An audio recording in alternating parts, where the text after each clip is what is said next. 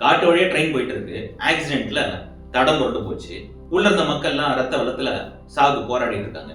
அப்ப காட்டுல இருக்க மிருகங்கள்லாம் வந்து அந்த மனிதர்களை காப்பாத்துமா? ஐயோ பாவமே, எல்லாம் சாவர நிலைமையில இருக்காங்களே, நம்ம போய் காப்பாத்தோன்னு ஏதோ ஒரு குரங்கோ, யானையோ, புலியோ, சிங்கமோ, பாம்போ, பூரானோ, கரடியோ, கழுதியோ ஏதாவது வருமா? எதுவுமே வராது. ஏன்னா அதுக்கு இறக்கமே கிடையாது. அதுக்கு இறக்கணும் என்னன்னே தெரியாது. அப்படி ஒண்ணு கிடையவே கிடையாது வாழ்க்கையில. அப்படி ஒரு ஆப்ஷனே இல்லை. அந்த ஆப்ஷன் இல்லாதப்ப லா ஆஃப் கர்மாவே மிருகங்களுக்கு கிடையாது. நல்லது கெட்டது எதுவுமே கிடையாது. அதனால அதுங்களுக்கு பரிசும் கிடையாது, பனிஷ்மெண்ட்டும் கிடையாது, லா ஆஃப் கர்மாவும் கிடையாது.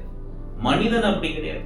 எது நல்லது கெட்டதுன்னு சாய்ஸ் இருக்கு, சூஸ் பண்ண முடியும். நாய் நினைக்குமா அந்த நாயை விட நம்ம பணக்கார வீட்டில் வாழ்றோம், நம்ம நல்லா இருக்கோம், நம்ம முதலாளி நல்லவர், அந்த நாயோட முதலாளி கெட்டவர் நினைக்குமா?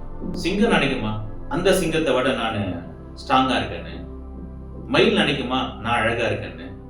நரி நினைக்குமா நான் புத்திசாலின்னு?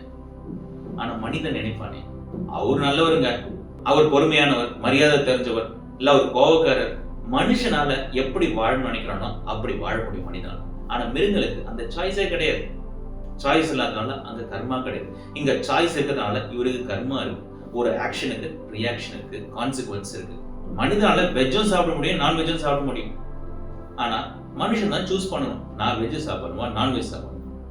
ஆனா புலி வெஜிடேரியன் சாப்பிட முடியாது, நான்வெஜ் மட்டும் தான் சாப்பிட முடியும், மான் தழைகள் மட்டும் தான் சாப்பிட முடியும். இப்படி ஒவ்வொரு விஷயத்தையும் மனுஷன் சூஸ் பண்ணி டிசிஷன் எடுக்க முடியும். ஏன் அந்த டிசிஷன் ஃப்ரீடம், மகிழ்ச்சி, அன்பு, இரக்கமா இருக்கக்கூடாது?